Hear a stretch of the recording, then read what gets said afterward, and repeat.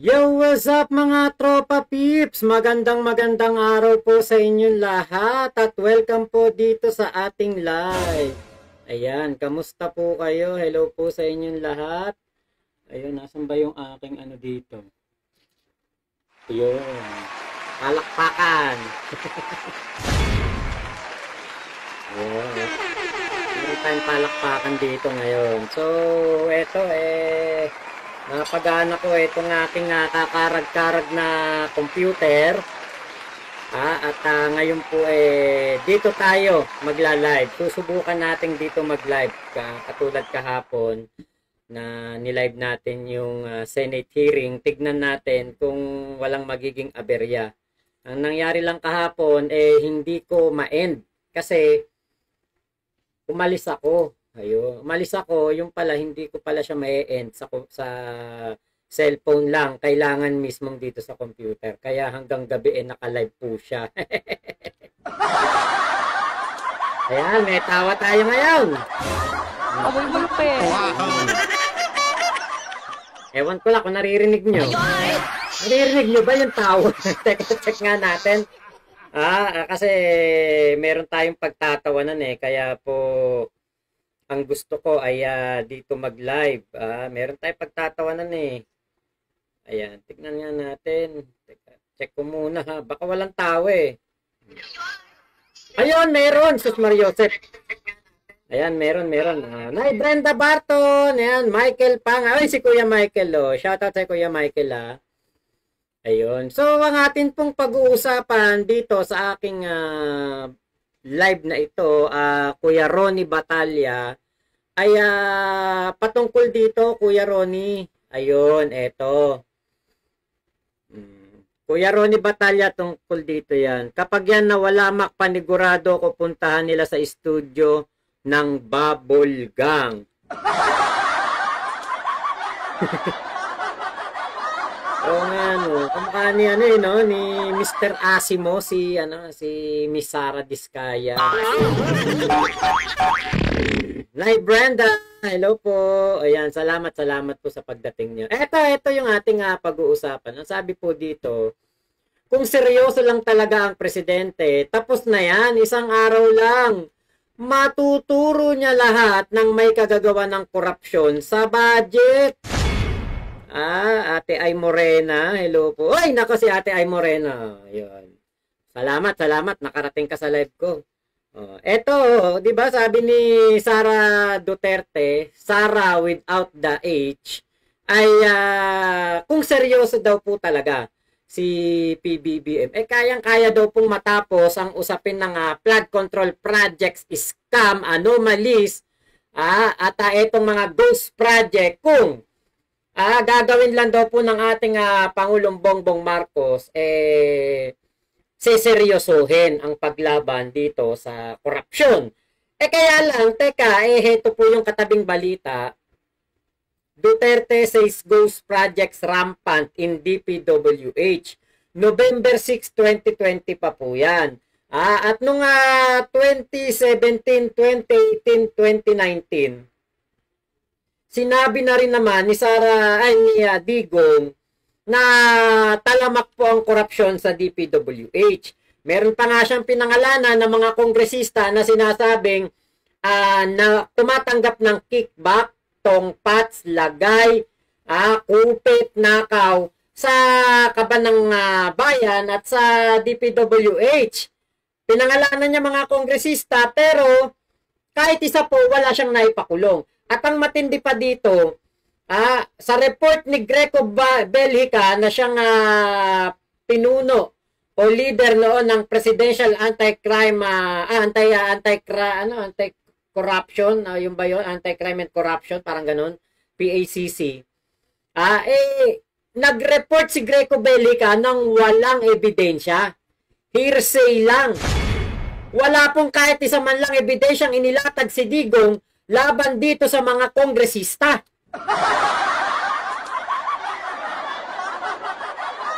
Imaginin mo yun. Kala mo naman may utak si Lustay. Ayan. Ayan ako. Binabasa ko lang yan Hindi ko sinasabing bobo si Sara Duterte. Baka sabihin na naman ng mga DDS sinabi kong bobo si Sara Duterte.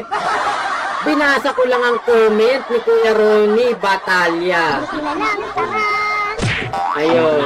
Ray Ibay, good evening Kuya Makmak from Woodland Hills, California. Hindi na normal ang pag-iisip ni Sara the way she talks. Patay. Oh, diba? Rosetta Aurelio, ayan, ay Morena. Boss Mac, pupunta dito sa Japan si Sara. Papapicture ako, send ko sa... sige. sige, send mo sa akin, ipopost ko. Sabihin ko, yung ate ko sa Japan na diehard Sara Duterte na dream come true, nakapagpa-picture na sa future president ng impyerno.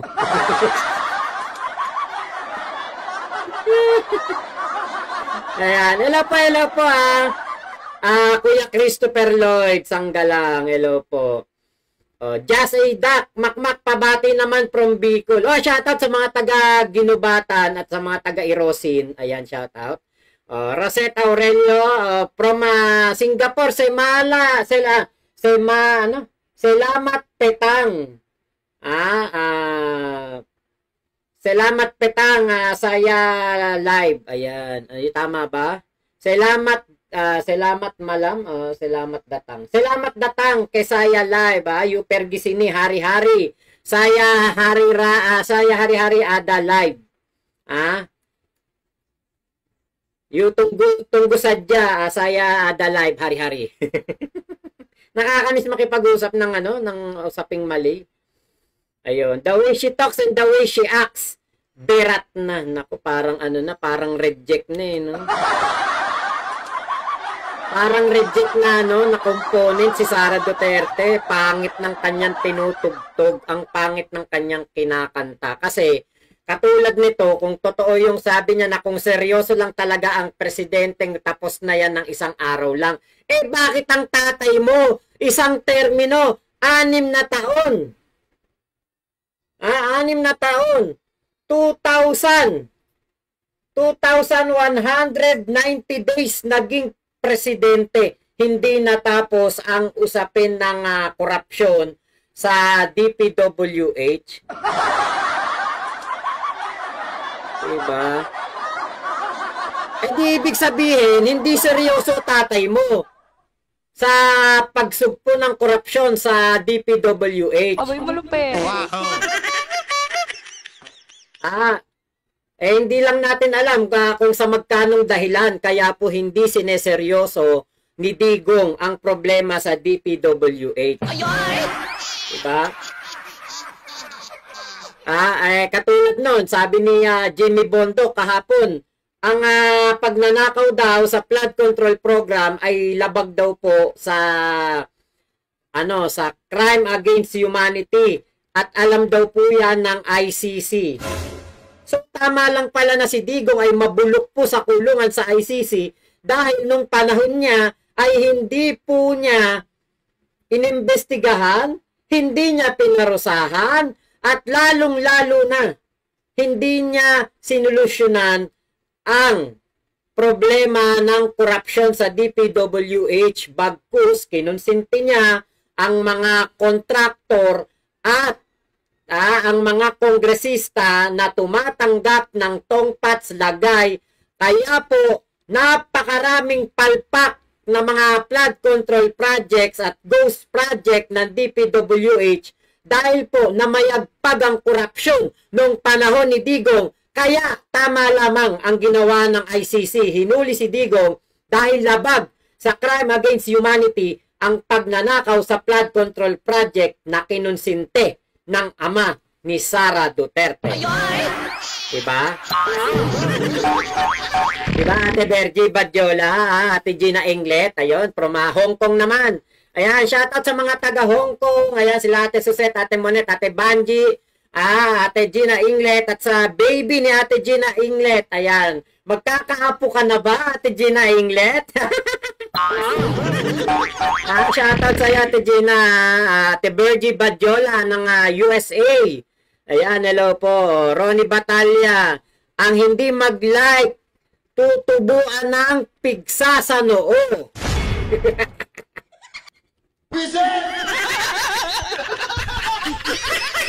Tutubuan daw ng pigsa sa noo yung hindi mag-like.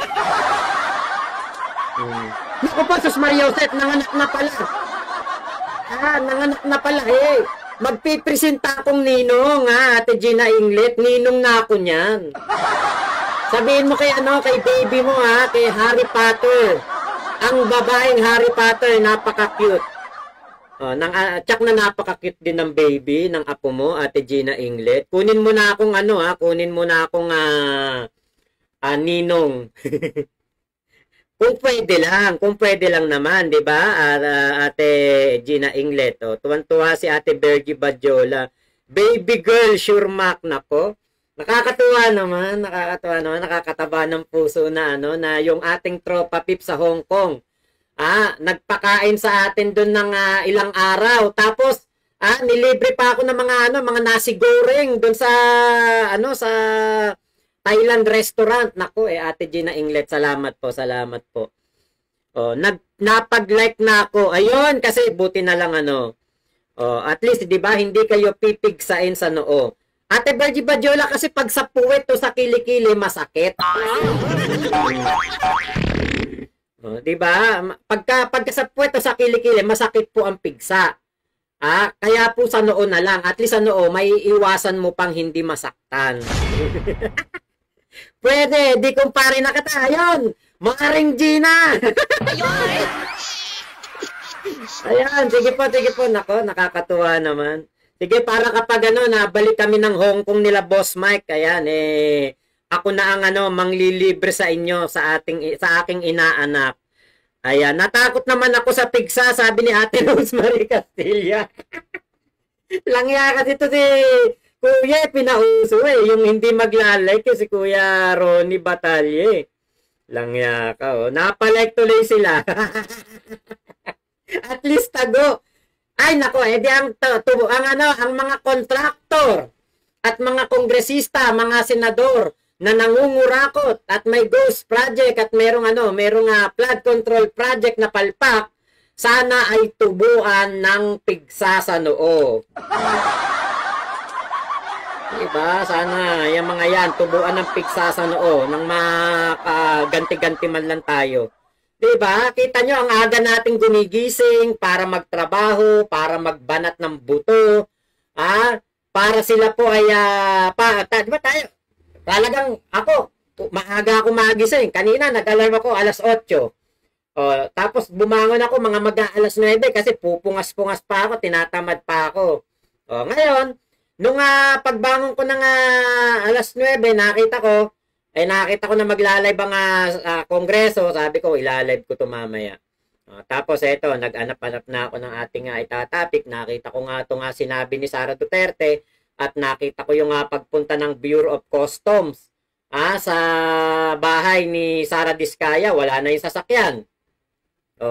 Diba? Tayo, babangon talaga tayo Kailangan nating lumaban para meron tayong maipanglaman sa tiyan ng ating pamilya at ng ating anak. Magkaroon tayo ng pagkain sa pagkainan. Diba? Ngayon, damay tayo doon sa pambili ng Birkin bag ni Madam na asawa ng kontratista. Damay tayo doon sa pagpapagawa ng mansyon ng anak ng kontratista. Damay tayo doon sa travel, expense ng mga anak ng kontratista. Diyos Maria Josep. Diba? Pupunta dito si Koy sa September 10. Okay po, yun ayos, ayun. Magkakita-kita po kayo. Ayan, diba? Ay, pag may kawatan tubuan ng pigsa all over their body, ox na ox. Kaya lang, may pampabelo yan Kung tayo lugi, may pampagamot yan Baka uminom lang yan ng antibiotic, anti-pigsa. Diba, hindi na sila pipigsain. Ayan. So ngayon, punta naman tayo dito sa sinabi ni Sara Duterte. Eto, kumuda. O, pakinggan po natin. Well, sabi ko nga, lagi, no, too little too late yung administration. Alam naman na natin yung problema na corruption sa flood control. Hindi lang sa administrasyon na ito, sa mga lahat ng mga dumaan na administrasyon, hindi lang sa administrasyon ni Pangulong Duterte. Alam na natin yan lahat. Naging mayor ako 2010.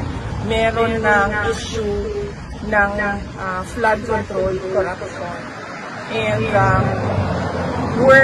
mas worse lang sa atin ngayon dahil sinasabi ko nga, hindi lang naman flood control projects yung merong corruption. As early as 2024, noong nag-resign ako sa Department of Education, matagal ko pinag-isipan yon kung magre-resign ba ako at sasabihin ko ba kung ano yung mga experiences ko as a secretary ng Department of Education. And then, nag-decide ako na magsalita talaga kung bakit. Sinabi ko nga, in-attach yung pinaghati-hatian ng members of the House of Representatives SBP, School Building Program budget ng Department of Education. At hindi lang yun, in-attach pa nila yung listahan doon sa House version ng GAMA. Pero, and alam yun ni President Marcos, BBM, alam niya yun, kasi tinake up din yun during a meeting in Malacanang. Pero he looked the other way. So, magdududa ka kung bakit bigla ngayon ay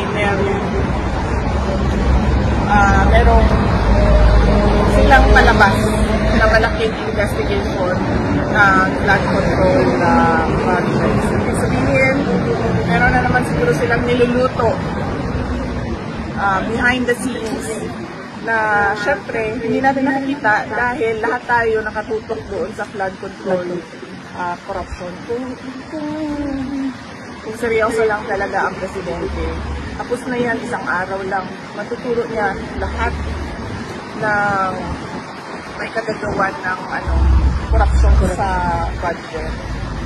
Pero, well, as you can see, parang nanonood tayo ng Venezuela.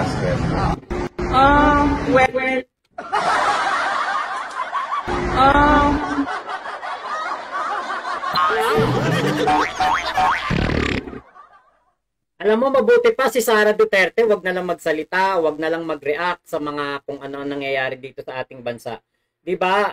Focus na lang siya doon sa tatay niya, focus na lang siya sa kanyang trabaho sa Office of the Vice President. Mas mainam pa 'yon na 'yun ang kanyang gawin. Kasi po, 'di ba, katulad niyan, nagsasalita siya ng ganyan, pero alam nating lahat na ang tatay niya 6 na taon naging presidente, isang termino. 2,190 days naging presidente ng Pilipinas pero hindi na solusyonan ng korupsyon.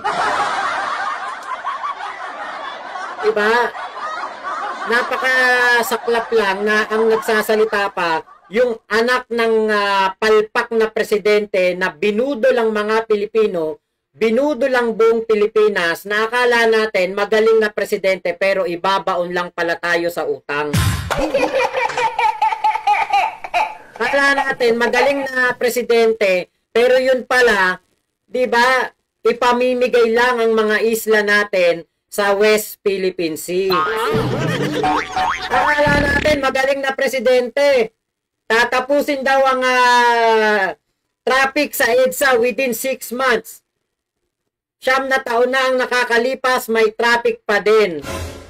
'Di ba? Si PBBM nga napakarami ng ginawa na mga solusyon diyan sa EDSA pero hindi pa rin po matapos. Kasi po ang EDSA po, ang kailangan na dito ay isa talagang matinding renovation, matinding reclamation, road widening. Ilipat na ang mga kumbaga kailangan na nating maghanap ng ibang kalsada na gagawin para po hindi na sa EDSA dumadaan ang lahat ng mga sasakyan. Para makaranas po ng pagluwag sa EDSA. Pero ako, kahit papaano, naniniwala na ang EDSA po ngayon, hindi katulad noong panahon ni Digong na talagang balu-baluktot, sali-saliwa, talagang napakahirap pong dumaan ng EDSA noong panahon ni Digong. Danas ko yan. Umuwi kami ng Pilipinas, 2021. Simula na iyan, hanggang doon sa quarantine na hotel na pupuntahan namin, 3 oras ang binyahe. Sa may Oakwood lang po yun, yung sa may pinag-Oakwood mutiny ni pangalan nitong si Trillanes. Doon lang po. Simula na iya hanggang doon sa Oakwood, 3 oras. Imagine niyo kung gaano kalayo yun. Laging si President ang sisigaw ng bayan ng Big Mouth. Big Mouth ba yun? Zip your mouth pala. Ayan. Dapat hindi na yan interview. Alam niyo po, kailangan ni Sarang maging relevant. Kailangan po ni Sara na magsalita doon sa mga taga-Dahig. Diba? Kasi andun ang, kumbaga, kanilang home base ngayon dahil doon nabubulok si Digong sa ICC. Kita niyo po mga salita ni Sara, 2010, naging mayor siya, alam niya na yan. Bakit hindi nila sinolusyonan nung naging presidente si Digong? Diba? Kung talagang meron po talagang kaseryosohan sa paglaban sa korupsyon si Digong. Dapat 6 na taon siya naging presidente, tinapos niya yan. Buti na lang, tanga! Buti na lang, tanga talaga to Diba? Napaka lakas ng kanyang loob na magsalita na questionin ng ating Pangulong Bongbong Marcos. Samantalang ang tatay niya 2,190 days naging presidente, hindi man lang natapos ang korupsyon sa DPWH, lumala pa. May mga flood control project na sobrang palpak, hindi tinapos kahit completed na ang nakalagay, yung iba ghost project pa. Diba, Ate Teresa Biasca, ayan, hello po. Shoutout pala kay Ate Celestina. Mga tropa pips natin yan dyan sa sa Hong Kong. Ayan. Diba? Masyadong si Sara Duterte. Akala mo naman pagkagaling-galing ng tatay niya. Diba?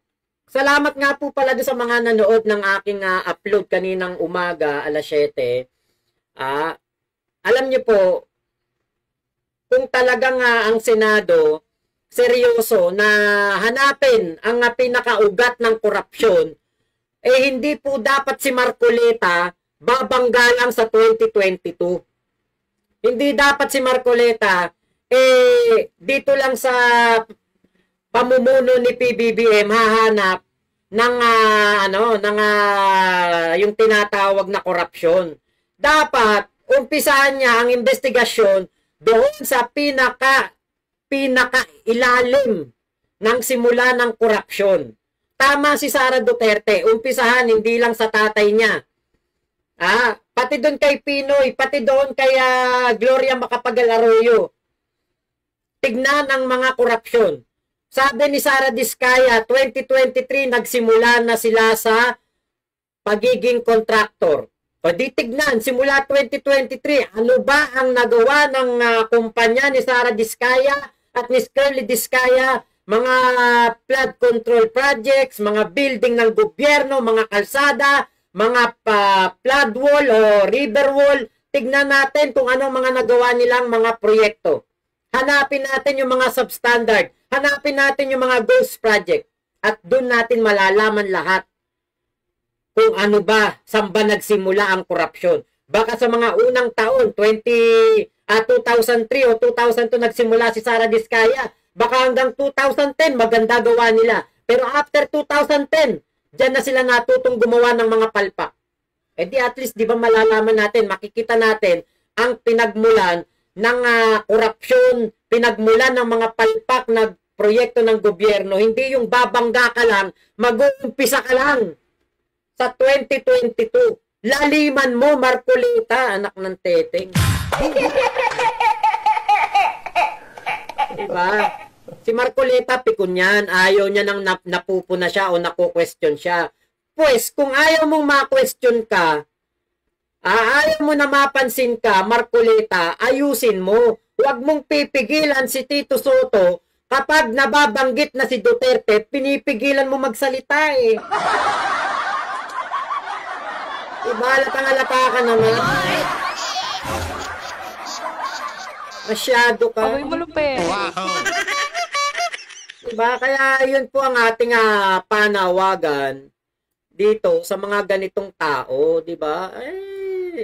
Ayusin ninyo. 'Di ba? Ayusin ninyo. Huwag kayong magpahalata na may pinoprotektahan kayo. 'Yun lang ang aking masasabi, 'di ba? Masyado halatang-halata naman 'yan Masyadong naman tong si Marcoleta. Ayaw na napupuna. Ayaw na nako-question. Diba? Pati si Risa Hontiveros. Grabe, makapigil. Si Marcoleta. Ayaw niya halos ayaw na pagsalitain si Hontiveros eh.